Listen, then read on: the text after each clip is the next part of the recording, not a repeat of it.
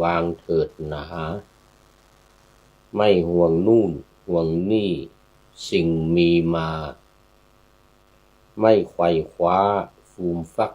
สิ่งหนักใจ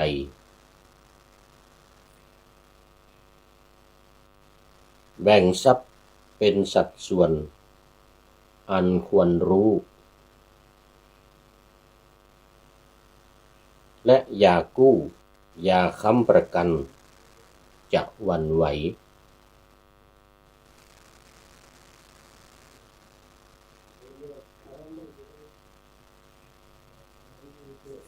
ออกกำลังพอประมาณการเป็นไป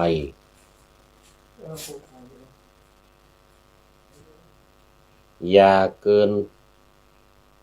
ใช้ให้อย่าเกินใช้ให้พอเหลือแบ่งเจือจานสังสรรค์กันแต่พอดีมีหมู่มิตรใช้ชีวิตชื่นสุขสนุกสนานอยากจะเที่ยวให้เป็นเย็นชื่นบานทั้งทำบุญทำทานผ่านวัดวาอย่าจู้จี้ขี้บ่นให้คนเบื่อมีความเชื่อศีลธรรมนำรักษา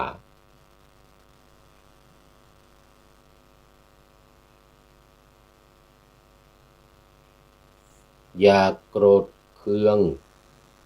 โมโหและโกรธายิ้มดีกว่าอายุยืนชื่นชีวันพูดให้น้อยคอยให้เป็นเย็นให้ปลื้มแล้วอย่าลืมคิดบวกไว้ให้สุขสันต์ชื่นชมลูกชื่นชมหลานสารสัมพันธ์สูงวัยอันคุ้มชีวาผาสุขเอ่ยขอถวายความนอบน้อมแด่พระรัตนตรัยมีพระพุทธเจ้าเป็นต้นขอถวายความเคารพพระมหาเถระพระเถรานุเถระเจ้าคณะพระสังฆาธิการทั่วโลกมีพระเดชพระคุณพระธรรมเสนาบดีเจ้าคณะภาค7วัดพระธาตุดอยสุเทพเป็นต้น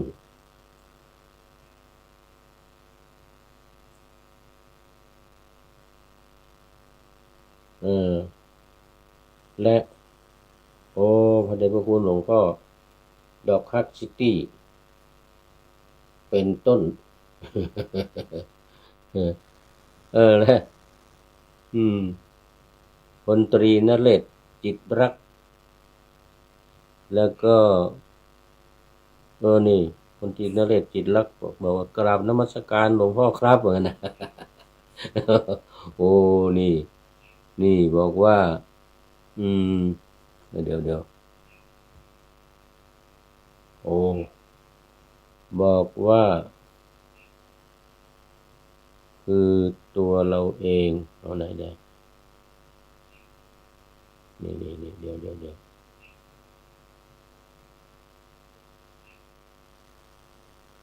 ท่านพลตรีท่านนายพลบอกว่าแก่ตัวแล้วอย่าหวังพึ่ง3 คนนี้เลยเดี๋ยวนี่นายต้องต่อก่อนต่อไม่ได้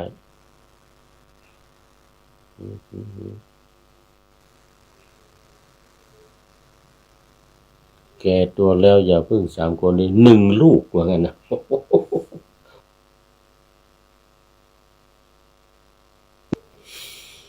รายการพระไตรปิฎกลอยฟ้าวันนี้บันทึกเสียงล่วงหน้ามา1 วันนี่สำหรับวันพรุ่งนี้นะเนี่ยนะ สำหรับวันพรุ่งนี้วัดสวนดอกหนึ่งวัดพระธาตุศรีวัดพระธาตุดอยสุเทพอีกสองนี่นะเพราะว่ามันต้องใช้วิทยากรพระนะช่วยกันมากต้องสอบครัวในคณะศรัทธาวัดดอยแก้วนะอำเภอดอยหล่อเนี่ยนะอุทิศส่วนกุศลไปหานายหมอเช่ปูแจ๊ะนางเกิดจันปูเงินนะแล้วก็วันนี้เจ้าภาพอีกเจ้าภาพหนึ่งคุณโยมเศรษฐวุฒิสินทักทรัพย์พร้อมครอบครัวนะซึ่งเป็นบิดาของท่านอาจารย์พระมหาปิยพงศ์ฐานกโรประเด็นธรรม9ประโยคจากพระธาตุศรีจอมทองมาร่วมเป็นเจ้าภาพอีก1 วันอีก2 วันเลยวันที่12ถึงวันที่13อุทิศส่วนกุศลให้นางสาวดีเจงแซ่โคแล้วก็นางสาวดีเจงแซ่โคนี่อุทิศส่วนกุศลให้ในวันที่12แล้วก็13ด้วยวันพรุ่งนี้12ใน13นอกจากนี้ก็ขอโมทนาเพิ่มเติมเมื่อเดี๋ยวก่อนเมื่อวันที่1 มีนาคมที่ผ่านมาคณะศรัทธาบ้านดอยสุเทพทั้งหมดเลยบ้านดอยสุเทพทั้งหมดเลยแล้วก็2พระเกื้อพงษ์รัตนวรรณโนศรีใจแก้วพร้อมครอบครัวคณะศรัทธาบ้านดอยสุเทพนี่วันที่24ด้วยที่ผ่านมา24 กุมภาพันธ์ที่ผ่านมาด้วยแล้วก็วันนี้ด้วยวันที่1 มีนาคมด้วยวันที่1 มีนาคมด้วยที่ผ่านมาแล้วเดี๋ยวจะได้เอามาทบทวนทีละวันเพราะว่าเอามามากเดี๋ยวมันจะเหลือเวลาน้อยเดี๋ยวเวลาไม่พอเนี่ยต้องขอบคุณคณะญาติโยมทุกท่านที่มารับเป็นเจ้าภาพในการฝึกซ้อมปาฏิโมกข์ในครั้งนี้สำหรับท่านที่จะเพิ่มเติมจะมาเป็นเจ้าภาพร่วมในวันต่อไปอีกมันมี2 เดือน24 กุมภาพันธ์จนถึง24 เมษายนยังเหลืออีกเยอะยังเหลืออีกหลายวันท่านที่มีความประสงค์จะร่วมเป็นเจ้าภาพด้วยก็ขอเชิญติดต่อมาที่ท่านอาจารย์พระมหาสกลวิโรจนกิตติประเรียนธรรม9ประโยคที่ว่านี่นะเลขานุการพระเดชพระคุณหลวงพ่อ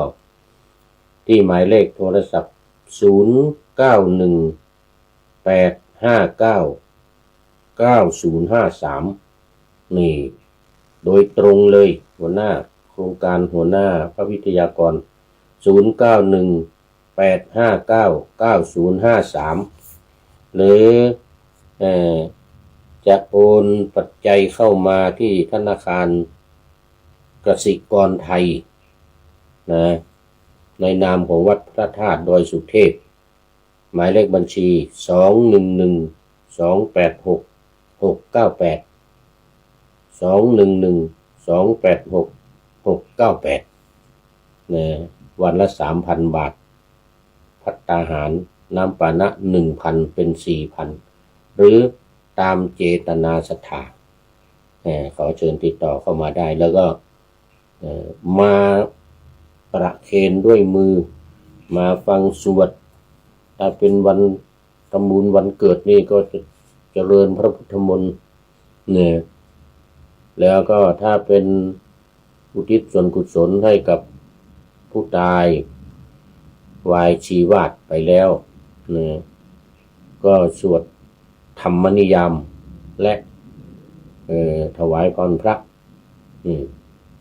ทุกวันขอเชิญมาที่วัดพระธาตุดอยสุเทพ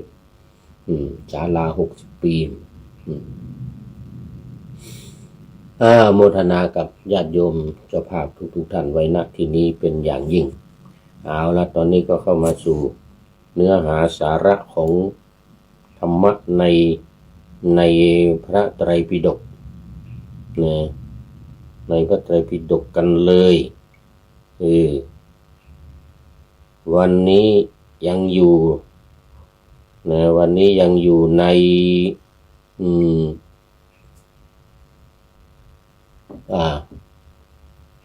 หมวดที่14เอตทัคคะวรรคนะหมวดที่14เอตทัคคะวรรคนี่ว่าเมื่อวานนี้ฝ่ายอุบาสิกาเริ่มมา1นางสุชาดานางสุชาดาถึงพระรัตนตรัยก่อนใครก็ไม่ถึงได้ยังไงถวายพระตาหารไว้แล้วตอนที่ก่อนพระพุทธเจ้าจะตรัสรู้นางสุชาดาถวายพระตาหารข้าวมัทุปายาตใส่ถาดทองคำด้วย แล้วพอพระพุทธเจ้าตรัสรู้แล้วมาโปรดปัญจวัคคีย์ที่พาราณสีเมืองพาราณสีแคว้นกาสีนู่นอะไรป่าอิสิปตนมฤคทายวันก็ได้มาโปรดนางสุชาดาซึ่งเป็นแม่ของพระยัสสะได้ฟังเทศบรรลุเป็นโสดาบันสุชาดานี่นะแล้วก็ได้รับยกย่องจากพระพุทธเจ้าว่าเอตทัคคะในด้านถึงพระรัตนตรัยก่อนใครๆในบรรดาอุบาสิกาทั้งหลายนะนี่ผ่านไป1แล้วก็2วิสาขานางวิสาขาก็เป็นที่รู้จักกันดีสร้างวัดบุพารามเนี่ยนะประวัติโลดโผนวิสาขานี่นะ ได้รับการยกย่องจากพระพุทธเจ้าว่าเป็นผู้ที่ยอดเยี่ยมในด้านการถวายทายทานนี่นะยินดีในทานเลยนะยอดเยี่ยมในด้านผู้ยินดีในทานแล้วก็มาเมื่อวานนี้นางขุดชุตรานางขุดชุตรายอดเยี่ยมกว่าใครๆทางด้านการแสดงธรรมแสดงธรรมขุดชุตรานี่นะเล่ายังไม่จบเมื่อวานนี้แต่ได้มาเล่าต่อเป็นคนที่3ขุดชุตราเป็นธรรมกถึกนี่เป็นขนาดเป็นอุบาสิกานะเป็นอุบาสิกาเป็นธรรมกถึกตอนนี้รู้สึกเย็นเพราะว่าฝนตกเมื่อวานนี้ฝนตกวันนี้ก็ตกเดี๋ยวก่อนต้องคุมไหล่ไว้หน่อย ต้องคุมไหล่ไว้หน่อยขุดชุตรานี่นะในพระไตรปิฎกเล่มที่20วันนี้ยังอยู่ในอังคุตรนิกายอังคุตรนิกายถ้าเป็นพระสูตรสุตตันตปิฎกฉบับมหาจุฬาเล่มสีฟ้านะเนื้อเรื่องเนี่ยเดี๋ยวไม่ใช่อันนี้เป็นโดยตรงเลยเป็นโดยตรงนะ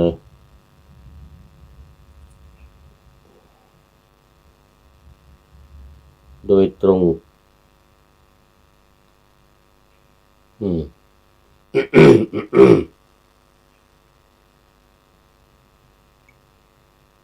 เนี่ยโดยตรงเลยขุดชุตราเนี่ยว่าเราเล่าเมื่อวานถึง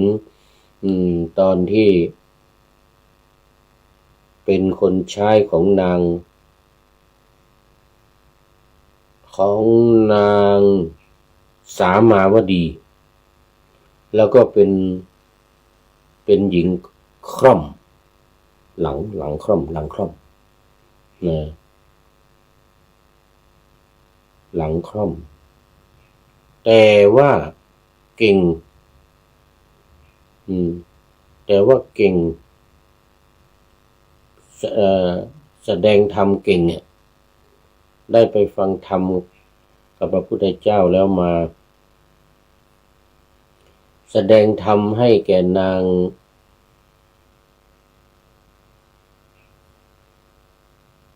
สุอะไรเมื่อกี้สามาวดีพร้อมกับบริวารอีก500รวมนางสามาวดีด้วย500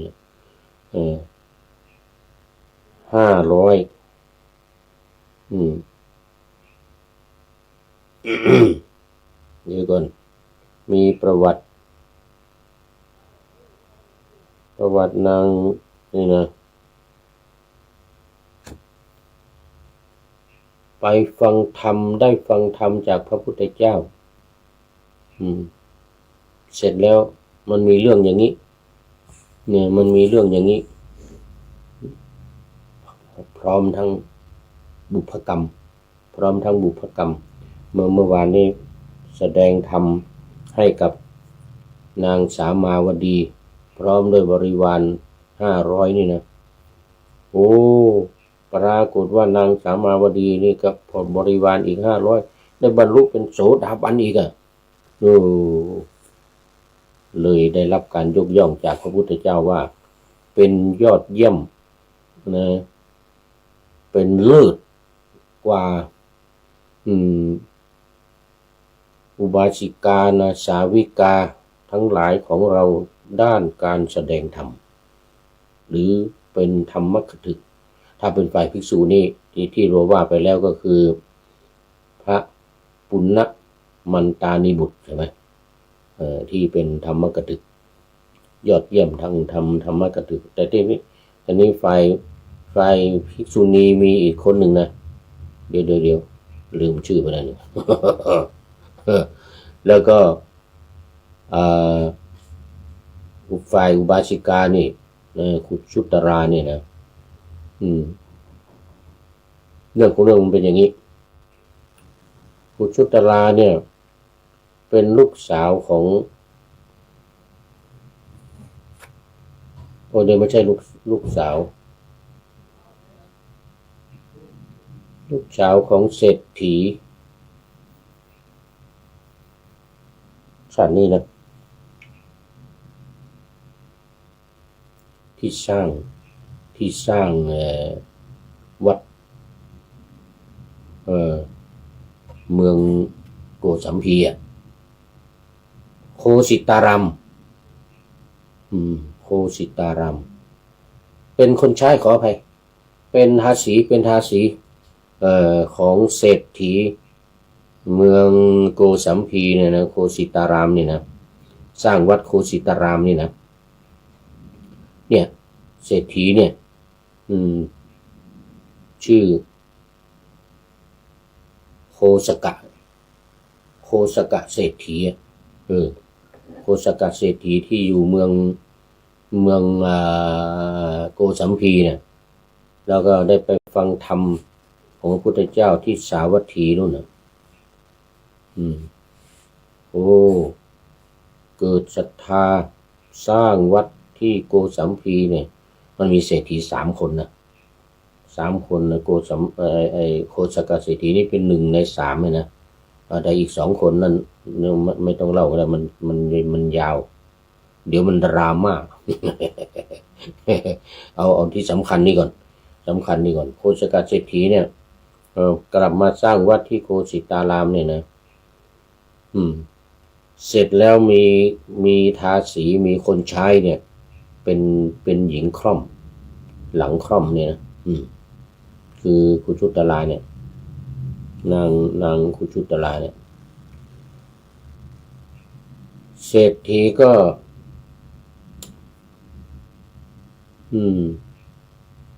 ให้ไปซื้อ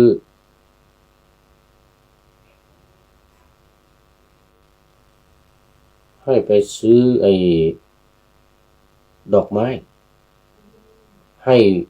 กหาปณะวันละ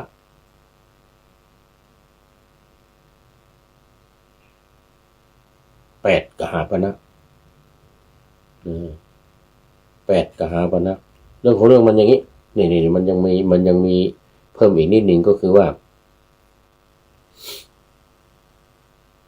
โคชกเศรษฐีเนี่ย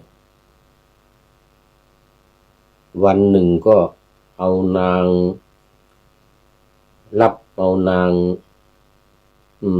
สามาวดีเนี่ยนะรับเอานางสามาวดีเนี่ยซึ่งเป็นลูกของเศรษฐีอีกเมืองหนึ่งนครหนึ่งนะเล่าก็ยาวนะจำเป็นต้องเล่านะเพราะว่าเมืองนั้นเนี่ยถูกทุพพิกภัยทุพพิกภัยเกิดจากอหิวาตกโรคพากันหนีสิเศรษฐีนั่นนะแต่ก็มีเพื่อนนี่แหละมีเพื่อนรู้จักกันกับเศรษฐีโคสกะเศรษฐีเนี่ยนะเมืองโกสัมพีเนี่ยแล้วนั้นอีกเมืองหนึ่งสามาวดีนี้เป็นลูกสาวของเศรษฐีอีกเมืองหนึ่งก็พากันหนีไอ้อหิวาตกโรคเนี่ยนะคนอื่นเขาตายกันเป็นเบื่อในหมู่บ้านเนี่ยนะใครไม่หนีใครไม่ทำลายกำแพงฝาบ้านหนีนะก็ไม่รอดตายหนีมารู้จักกับเศรษฐีโคสกะเนี่ยก็พากันมาในระหว่างทางพอมาถึงบ้านเศรษฐีเนี่ยนะเศรษฐีนี่ก็มีโรงทานอยู่4 มุมเมืองเศรษฐีพ่อกับแม่แล้วก็ลูกคือนางสามาวดีเนี่ยก็เป็นมหาเศรษฐีเหมือนกันเนี่ยเอาข้าวของเงินทองหนีมาหมดกินระหว่างทางหมดหิวข้าวกันใหญ่เลยพอมาถึงเมืองนี้ก็สามาวดีก็มาขอข้าวมารับข้าวไป3 ส่วน 1ไปให้พ่อ2ไปให้แม่3ให้ตนเองไปให้พ่อแม่กินปรากฏว่าพ่อตายซะก่อนหิวข้าวเอาข้าวไปกินได้วันเดียวกินมากเลยทีนี้ไม่ได้อดไม่ได้กินข้าวมาหลายวันกินมากตายไม่พอนะแม่เอาส่วนของตัวเองเนี่ยให้พ่อกินด้วยพ่อหิวเพื่อนนะแม่เอาส่วนของพ่อของตัวเองให้แม่กินให้พ่อกินเสร็จแล้วไม่ย่อยตอนกลางคืนตายเศรษฐีนี่นะกินจนตายเสร็จแล้วแม่ของอีกวันหนึ่งนางก็ไปเอามาสองส่วนพ่อตายไปแล้วเอามาให้แม่กินเสร็จแล้วก็แม่ก็เมื่อวานก็ไม่กินเอาให้พ่อกินก็หิวมาก สามาวดีนี่ก็เอาส่วนของตัวเองนี่ให้แม่กินอีกส่วนของตัวเองก็กินส่วนของลูกวิสาขะเนี่ยอะไรสามาวดีเนี่ยกินดึกมาไม่ย่อยอีกแล้วกินเยอะเกินไปเหมือนปู่พราหมณ์เหมือนปู่พราหมณ์ชูชกกินเยอะเกินไปจนท้องแตกตายเนี่ยที่ว่าเนี่ยไอ้ที่แตกมันไม่แตกหรอกแต่มันไม่ย่อยเรื่องมันนี่ก็เหมือนกันแม่ตายอีกเศรษฐีแม่เศรษฐีเศรษฐีตกอย่างว่าเนี่ยเหลือตัวเองคนเดียวก็ไปเอาที่เขาให้ทานนะที่เขาแจกทานนะโคสกะเศรษฐีแจกทาน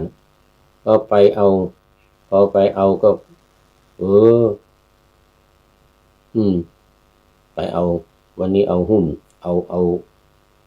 ของตัวเองอย่างเดียว เศรษฐีก็ถามเลยไม่ใช่เศรษฐีคนที่จัดเนี่ยการให้ทานน่ะมันก็มีอุบาสกคนหนึ่งเป็นคนจัดให้เศรษฐีนะวันก่อนเอาไป3เหมือนกันนะแล้ววันที่2เอาไป2วันนี้เอาไป1เธอนี่มันไม่รู้จักท้องของตัวเองเหมือนกันนะเนี่ยคนจะเอาไปแค่นี้สำหรับตัวเองเหมือนกันนะเป็นด่าใหญ่เลย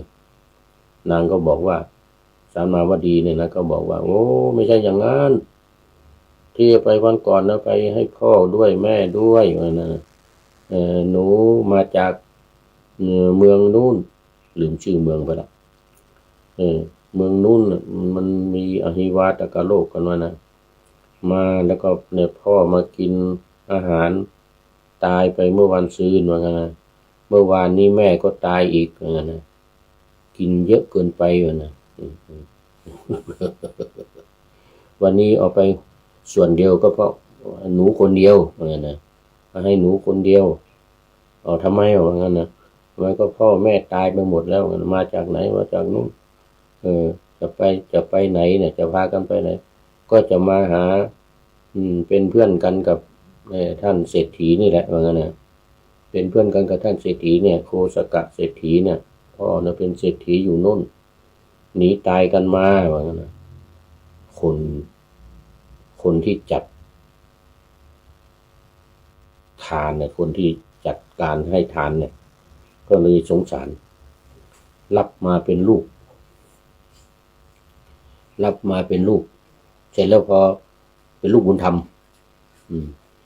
ปรากฏว่านางมาเป็นลูกของคนจัดทานให้ทานเนี่ยนางก็เป็นคนฉลาดเนี่ยเห็นการให้ทานของเศรษฐีโคสกะเนี่ยคนเนี่ยมันเยอะมันยื้อแย่งกันทุกวันไม่เป็นระเบียบเรียบร้อยคนได้มากก็มีคนได้น้อยก็มีบางคนไม่ได้ก็มีเพราะว่ามันแย่งกันจนถึงเวลาแล้วมันแย่งกันนางก็เลยจัดลูกสาวของเศรษฐีนี่นะได้มาเป็นลูกบุญธรรมของคนจัดเนี่ยก็เลย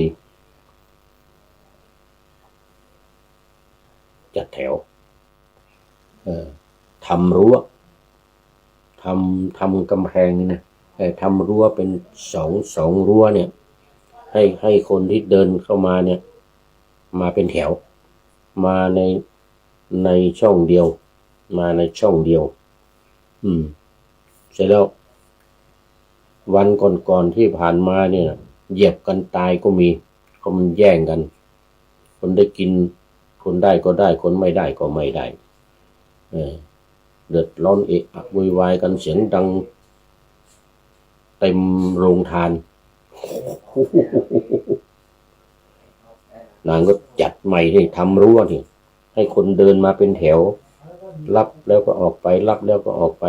ห้ามเข้ามานะรับไปแล้วให้รับเต็มที่แล้วไปกินห้ามมาต่อแถวแล้วเข้ามาอยู่นั่นเนี่ยคนที่เยอะนี่เนี่ยเรื่องนี้เคยไปที่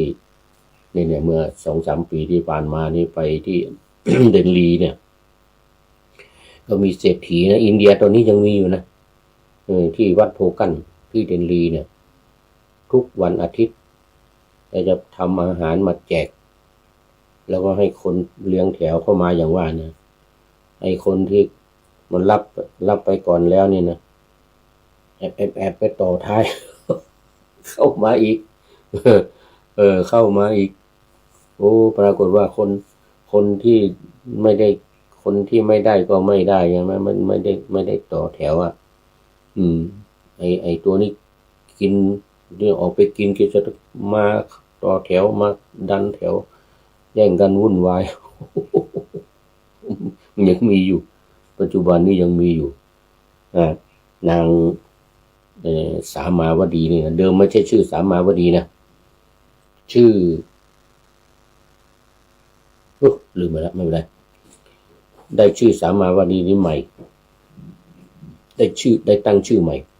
พอมาทำจัดแถวเนี่ยทำรั้ว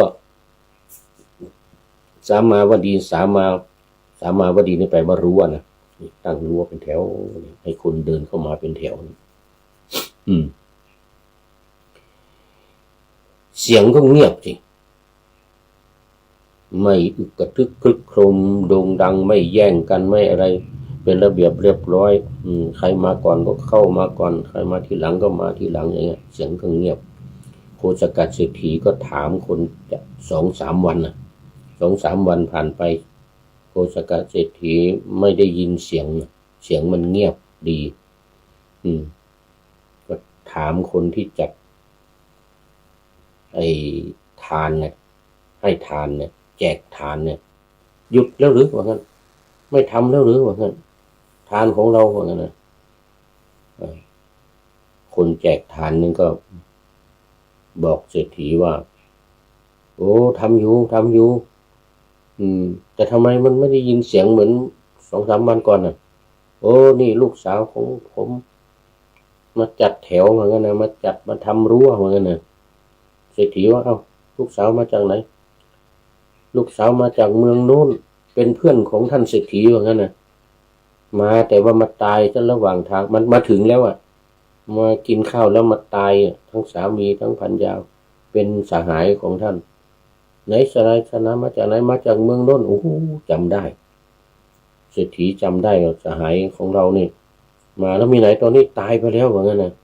เนี่ยลูกสาวเขาว่างั้นนะเนี่ยลูกสาวเขาผมสงสารก็เลยรับม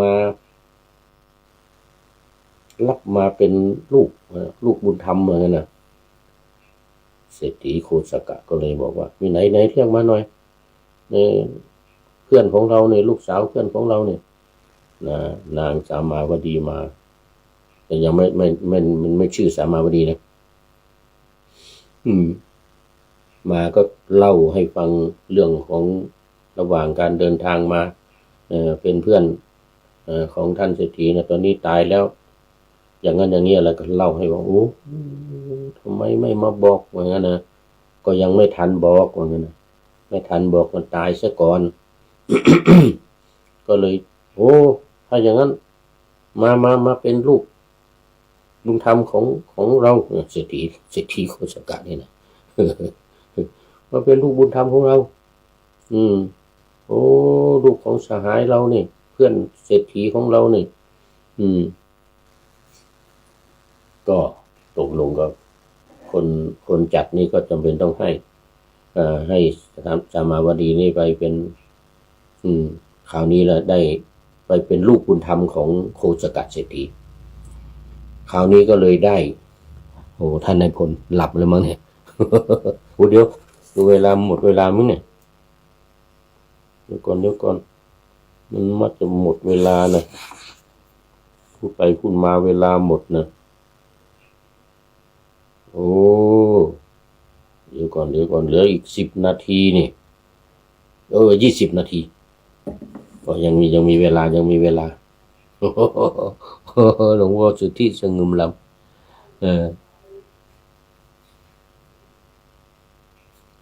พูดไปพูดมามันจะทำให้หมดเวลา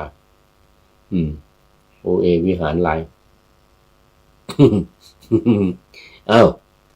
ยังไงเหมือนกันนะเอามาเป็นลูกสาวมาเป็นลูกบุญธรรมของเศรษฐีคนจัดนั่นก็ให้ยอมให้เศรษฐีเนี่ยนะ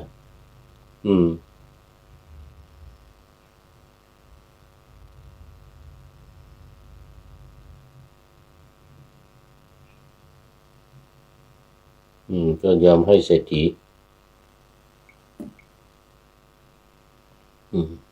ทีนี้พอมาเป็นลูกบุญธรรมของเศรษฐีแล้วก็เลยได้ชื่อใหม่ว่าสามาวดี คือเป็นผู้ที่ทำรั้วให้คนที่มารับอาหารที่มารับอาหารที่มาในโรงทานเนี่ยเป็นระเบียบเรียบร้อยดี ได้ชื่อใหม่ ชื่อว่าสามาวดี เพราะว่ามี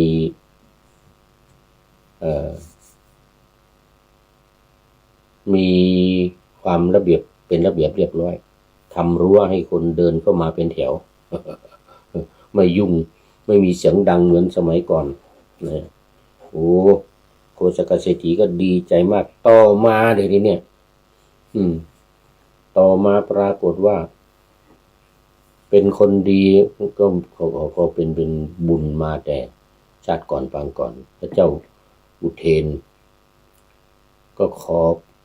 อจากเศรษฐีก็เห็นว่าเป็นคนดีเป็นคนเรียบร้อยไปเป็นมเหสีเอาแล้วทีนี้ ไปเป็นมเหสีอันนี้โคชกเศรษฐีเนี่ยให้ผู้หญิงเป็นบริวารอีก500ไงตั้งเป็นลูกบุญธรรมเนี่ยเป็นลูกบุญธรรมของเศรษฐีแล้วก็มีบริวารอีก500พอพระเจ้าอุเทนชอบใจขอไปเป็นมเหสีเนี่ยบุญเก่าได้สร้างสมกันมาก็เรียกบุพเพสันนิวาสก็มาเป็นลูกสาวขอไปมาเป็นมเหสีก็รับแล้วก็คนใช้คนบริวารของสามาวดีทั้ง500นี่ก็เข้าไปในพระราชวังด้วยเข้าไปพระราชวังนางคุชุตรานี่ก็เป็น1 ในนั้น1 ใน 500นั่นน่ะตามนางสามาวดีเข้าไปอันนี้พระเจ้าอุเทนเนี่ยพระเจ้าอุเทนนี่แหละเป็นคนมอบหมายงานให้นางคุชุตราเนี่ยเป็นคนไปซื้อดอกไม้ทุกวันให้วันละ8 กหาปณะไปซื้อดอกไม้มาให้นางสามาวดีทำการบูชาถวายบูชาด้วยดอกไม้เนี่ยนะที่ต่อมามีอยู่วันหนึ่งนางคุชุตราเนี่ยไปซื้อดอกไม้จากนายมาลาการ นายมาลาการนี่ก็เป็นคนทำดอกไม้ขายนางคุชุตรานี่ก็ไปซื้อทุกวันไปซื้อเอามาให้นางสามาวดีมีอยู่วันหนึ่งนายมาลาเนี่ยมาลาการเนี่ยนะในคนที่ทำดอกไม้เนี่ยนิมนต์พระพุทธเจ้ากับพระสงฆ์สาวกไปฉันภัตตาหารที่บ้านทำบุญเสร็จแล้วก็เช้ามาพระสงฆ์ก็มาเต็มบ้าน นายมาลาการก็บอกคุชุตราเนี่ยว่าเนี่ยค่อยก่อนตอนนี้กำลังยุ่งจัดภัตตาหารถวายพระสงฆ์พอทำเรียบร้อยแล้วเดี๋ยวค่อยเอาดอกไม้ตอนนี้มันยังไม่ได้ทำเหมือนกันนะนางก็ตกลงแล้วก็ช่วยนายมาลาการเนี่ยจัดอาหารจัดอะไรถวายพระสงฆ์น้ำปานะอัฐบาลอะไรต่างๆถวายภัตตาหารอังคาดพระภิกษุสงฆ์มีพุทธเจ้าเป็นประมุขเรียบร้อยพุทธองค์ก็แสดงพระธรรมเทศนาปรากฏว่านางคุชุตราเนี่ย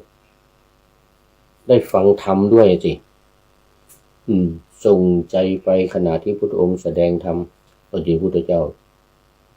ตรวจดูสัตว์โลกเห็นแล้วตั้งแต่ตอนตี 5แล้ว ว่านางคุชุตรานี่จะได้รับฟังธรรมแล้วจะได้เป็นโสดาบันเนี่ยนะแสดงพระธรรมเทศนาอนุโมทนากถาหลังจากฉันภัตตาหารนี่นะจบคุชุตราบรรลุเป็นโสดาบัน เป็นโสดาบันเสร็จแล้วนายมาลาการบอกว่าเรียบร้อยเรียบร้อยรับเอาดอกไม้ไปให้ไปได้ว่างั้นนะรับเอาดอกไม้ไปได้ตอนนี้ถวายพระทหารพระสงฆ์เรียบร้อยแล้วพระเจ้าโมทนาเลยเรียบร้อยแล้วนางก็เอาดอกไม้ทุกวันที่เอาไปเนี่ยปรากฏว่าทุกวันที่เอาไปเนี่ยนางกุชุตลาเนี่ยยักษ์เป็นยักษ์นางกุชุตลามันเป็นยักษ์นี่คือยักษ์ยอกแปดกหาวนะกหาปณะเนี่ยซื้อแค่4เอาเข้ากระเป๋า4ซื้อดอกไปให้นางวิสาขาวันละ4กหาปณะก็ได้ไปแต่วันนี้หลังจากฟังธรรมเสร็จเรียบร้อยแล้วเป็นโสดาบันก็มีศีลสิศีล5บริบูรณ์แล้วศีล5ไม่ด่างไม่พร้อยแล้วต่อไปเนี่ยทำปรากฏว่านึกรับผิดสิบอกนายมาลาการว่าทุกวันเนี่ยหนูซื้อดอกไม้ไป4กหาปณะวันนี้เอา8ว่างั้นนะดอกไม้เอา8กหาปณะว่างั้นนะนายมาลาก็ถามเลยแล้วทำไมทุกวันเอาซื้อมาน้อยเอาไปน้อยว่างั้นทุกวันเอา4กหาปณะเพราะว่าหนูยักยอกเงินเขาใส่กระเป๋า4ว่างั้นนะมาลานายมาลามาลาการก็เป็นโสดาบันเหมือนกันเนี่ยฟังธรรมแล้วเป็นโสดาบันเหมือนกันนะอย่างนี้นี่เองเหรอก็เลยให้ดอกไม้ไป8กหาปณะเนี่ยมากกว่าเดิมไป1เท่าให้ดอกไม้อย่างนี้เอาไปเหมือนกันนะไปถึงให้นางวิสาขาเดี๋ยวนางสามาวดีก็ตกใจอีกเลยสามาวดีนะทุกวันดอกไม้มีน้อยเดียววันนี้ทำไมมีเยอะวะนะกุชุตลาก็สั่นยองๆเลยกันเนี่ยกลัวโทษกลัวนางสามาวดีทำโทษเนี่ยเพราะว่ายักยอกเงินเขาวันละ4กหาปณะเนี่ยพระราชาพระเจ้าอุเทนให้วันละ8ตัวเองซื้อมา4ก็บอกไปตามตรงเพราะว่ามีศีลแล้วเป็นพระโสดาบันแล้วบอกไปตามตรงแม่เจ้านะทุกวันหนูโกงเงินไปวันละ4นะแต่วันนี้ไม่ได้โกงวันนี้ซื้อมาทั้ง8มันเลยมีเยอะกว่ากันนายมาลาการให้มาเยอะเลยว่างั้นนะเพราะว่า8กหาปณะว่างั้นนะทำไมว่างั้นนะสามาวดีก็ถามทำไมเธอทำอย่างนั้นน่ะก็เล่าให้ฟังว่าวันนี้นายมาลาการเขานิมนต์พระพุทธเจ้ามาฉันเพลมาฉันภัตตาหารแล้วก็หนูได้ฟังธรรมพระพุทธเจ้าแสดงธรรมก็มานึกได้สำนึกเกิดความสำนึกได้ว่าที่ทำผิดมาเนี่ยมันผิดหนูขอรับผิดเหมือนกันนะแม่เจ้าจะแม่นายวะนะแม่นายจะฆ่าหรือว่าจะจับติดคุกหรือว่าจะทำโทษอะไรยังไงก็ยอมหรอกนะก็ยอมเพราะวันนี้หนูได้ฟังธรรมแล้วเกิดความสำนึกแล้วว่าไงนะบรรลุเป็นโสดาบันหนูเป็นพระอริยบุคคลขั้นโสดาบันแล้วว่าไงนะนางสามาวดีก็แปลกใจนี่ได้ฟังธรรมเนี่ยเอาอย่างนั้นแทนที่จะทำโทษไม่ทำละนึกพร้อมทั้งบริวารขอแสดงธรรมนั้นให้ฟังหน่อยว่างั้นนะสามาวดีนะข ขอแสดงธรรมที่ได้ฟังจากพระพุทธเจ้านะให้ฟังหน่อยว่างั้นนะนางครูชุตลาก็บอกว่าได้ว่างั้นนะอย่างนั้นเดี๋ยวขอพักสักหน่อยนะเหนื่อยแล้วก็เดี๋ยวอาบน้ำแล้วก็แต่งตัวให้เหมาะสมเหมือนกันนางสามาบดีก็เอาตรงได้ก็ให้พักผ่อนอาบน้ำอะไรจนเรียบร้อยแล้วขึ้นนั่งที่สูงเพราะว่าแสดงธรรมเนี่ยจะต้องอยู่ที่สูงกว่าคนฟังเนี่ยคนแสดงว่าเนี่ยหญิงเป็นคนชายเป็นคนใช้เป็นนางทาสีเป็นหญิงคล่อมจะด้วยเสร็จแล้วก็โอ้นี่ขึ้นไปนั่งเอเจอยู่ไหนเดี๋ยวก่อนท่านแสดงธรรมหรือเปล่าเนี่ยขึ้นไปนั่งเอเจเลยเนี่ยอาบน้ำอาบท่าแต่งตัวใส่น้ำหอมคลุ้งเลยเนี่ยขึ้นไปนั่งเอเจบนนั้นแล้วแสดงธรรมปรากฏว่าทั้งสามาวดีและบริวารอีก500นั่นนะที่เข้าไปอยู่ในวังนั่นนะบรรลุโสดาบันกันหมดพอนางแสดงธรรมเสร็จแสดงธรรมก็ว่าตามที่พุทธเจ้าแสดงมานั่นแหละทั้งหมดนั่นแหละอนิจจังทุกขังอนัตตาอะไรก็ว่าไปตามที่รับฟังมานะ รู้สึกว่าจะเป็นเรื่องความซื่อสัตย์อะไรต่างๆเลยเนี่ยสามาวดีกับบริวารบรรลุเป็นโสดาบันหมดเลยโอ้ดีอกดีใจยอมรับเปลี่ยนตำแหน่งเลยทีเนี้ยจากตำแหน่งไปซื้อดอกไม้วันละ8 กหาบรรณานี่นะเปลี่ยนจากคนใช้มาเป็นอาจารย์เป็นอาจารย์สอนธรรมแล้วมอบหมายให้นางคุชุตลาเนี่ยไปฟังธรรมจากพระพุทธเจ้าแล้วกลับมาแสดงไปฟังธรรมกลับมาแสดงทุกวันให้ไปฟังที่พระพุทธเจ้าแสดงนู่นน่ะแล้วกลับมาแสดงให้พวกตัวเองฟังทุกวันนางก็เลยเก่งจำพระไตรปิฎกจำอะไรธรรมะที่พุทธองค์แสดงนะแต่ละวันไปก็กลับมาก็มาแสดงต่อมาแสดงให้นางวิสาขาต่อเนี่ยนะสามาวดีเนี่ยนะต่อสามาวดีก็ได้รับฟังธรรมทุกวันกุชุตลาก็ได้แสดงธรรมทุกวันก็เกิดความชำนาญนี่ทรงพระไตรปิฎกเลยเนี่ยแสดงธรรมเก่งพุทธองค์ก็เลยยกย่องทรงยกย่องให้นางกุชุตลาเนี่ยหญิงค่อมเนี่ยกุชุตลาหญิงค่อมเนี่ยนะเป็นเอตทัคคะประกาศให้ภิกษุทั้งหลายรับฟังและทราบกันหมดเลยว่านางกุชุตลาเนี่ยเป็นผู้เก่งในการแสดงธรรมเป็นพระธรรมตถึกนะโน่นเนี่ยจะลองก็ลองปุณณมันตานิบุตรเนี่ยจะเป็นรองหน่อยก็ปุณณมันตานิบุตรเหมือนกันนะยกย่องได้รับการยกย่องว่าเป็นยอดเยี่ยมเป็นเลิศทางด้านการแสดงธรรมอันนี้ตกเย็นมาดิภิกษุทั้งหลายก็สนทนากันเลยโอ้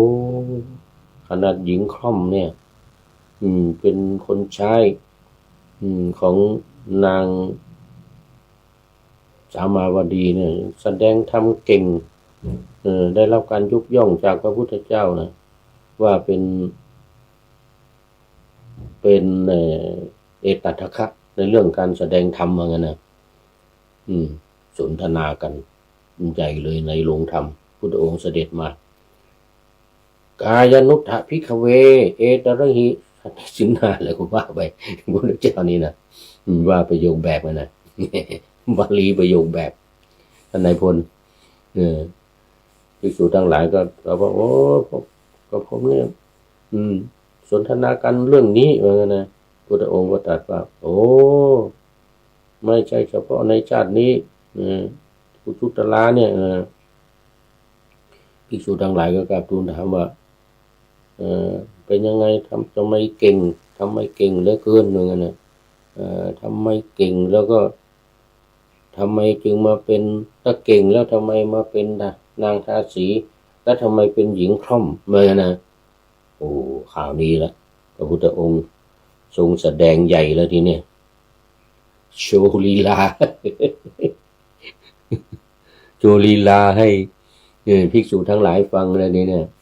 สาเหตุเป็นมายังไงทำไมจึงเป็นได้รับการยกย่องเป็นผู้เลิศแล้วก็ทำไมเป็นคนใช้ทำไมมาเป็นตกในฐานะเป็นคนใช้อย่างนี้แล้วก็ทำไมเป็นหญิงคล่อมนี่โอ้มีภิกษุทั้งหลายอย่างนั้นนะมันมีเหตุในชาติก่อนในปางก่อนเนี่ยนางก็มีได้ทำกรรมเวรมาว่างั้นนะทำกรรมทำเวรมานี่จะเล่าให้ฟังหน่อยนะขอเล่าให้ฟังหน่อยปรากฏว่าเล่าไม่ทันวันนี้หมดเวลา หมดเวลาท่านนายวนโอ้หมดเวลาเลยเนี่ยว่าจะหลวงพ่อสุทธิสงึมลำท่านนายพลเป็นสุดท้ายเข้าสู่เส้นชัยของรายการวันนี้มาดูไอ้ท้ายข้อคิดท้ายรายการแล้วก็ข้อคิดเนี่ยสำหรับคนแก่ที่ท่านนายพลให้มานี่โอ้เป็นข้อคิดท้ายรายการวันนี้นะท่านนายพลให้มาเอามาเดี๋ยวมาดูกันหน่อยพระพุทธเจ้ายังไม่ต้องแสดงเรื่องบุพกรรมของนางคุชุตลาเอาไว้วันพรุ่งนี้บุพกรรมของนางคุชุตลาเอาไว้วันพรุ่งนี้วันนี้มาดูข้อคิดของภูวดลนี่นะอสจเหมือนกันนี่นะอสจเหมือนกันกับท่านนายพลนี่แหละอนุศาสนาจารย์อสจนายพลนี้อนุศาสนาจารย์ทัพภาคที่3นี่จังหวัดเชียงใหม่นี่ค่ายกาวิระท่านนายพลท่านภูวดลเขียนว่าสวคือสูงวัยว่างั้นนะโอ้แปลด้วยสวสูงวัยเหมือนกับผู้พูดนี่เหมือนท่านนายพลนี่นะสวคือสูงวัยใฝ่ความสุขไม่แบกทุกข์ไม่แบกทางวางเถิดหนาไม่ห่วงนู่นห่วงนี่สิ่งมีมาไม่ไขว่คว้าฟูมฟักสิ่งหนักใจแบ่งทรัพย์เป็นสัดส่วนอันควรรู้และอย่ากู้อย่าค้ำประกันจะหวั่นไหวออกกำลังพอประมาณการเป็นไปอย่าเกินใช้หรือใช้เกินนะอย่าเกินใช้ให้พอเหลือแบ่งเจือจานคืออย่าใช้ตัวเองเงินให้มากไปแล้วพอเจือจานให้กับคนอื่นบ้างอะไร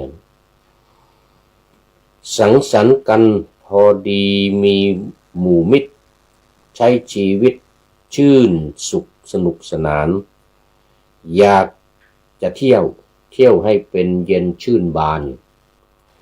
ทั้งทำบุญทำทานผ่านวัดวา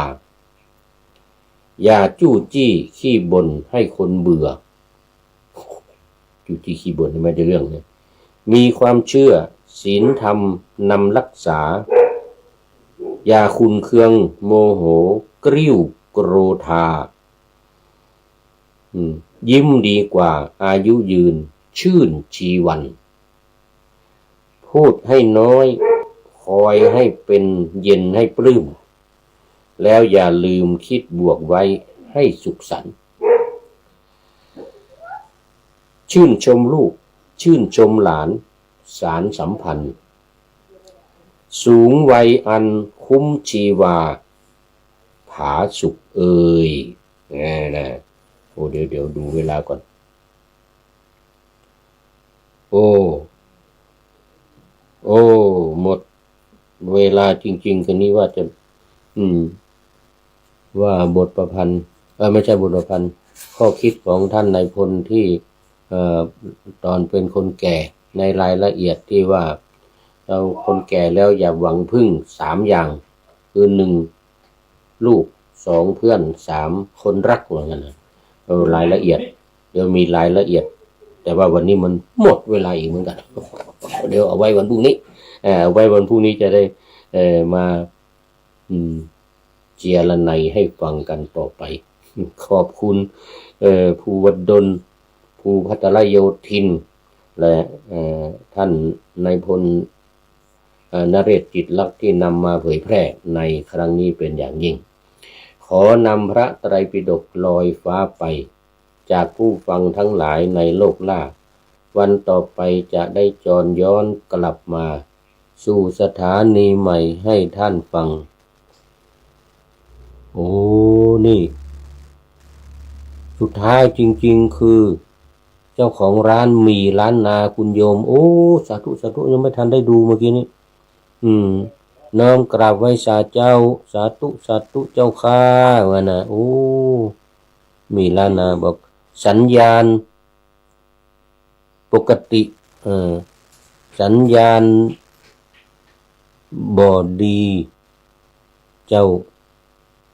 หลุดบ่อยๆเจ้าโอ้สัญญาณนี้หลุดเป็นบางครั้งต้องขออภัยเนี่ยไม่เป็นไรจบละอย่าลืมเปิดวิทยุหรือเครื่องรับโทรศัพท์โมบายคอมพิวเตอร์ผัง YouTube เฟซเพจไลน์ให้ดังๆเพื่อชมฟังรายการวันต่อไปขอเจริญพร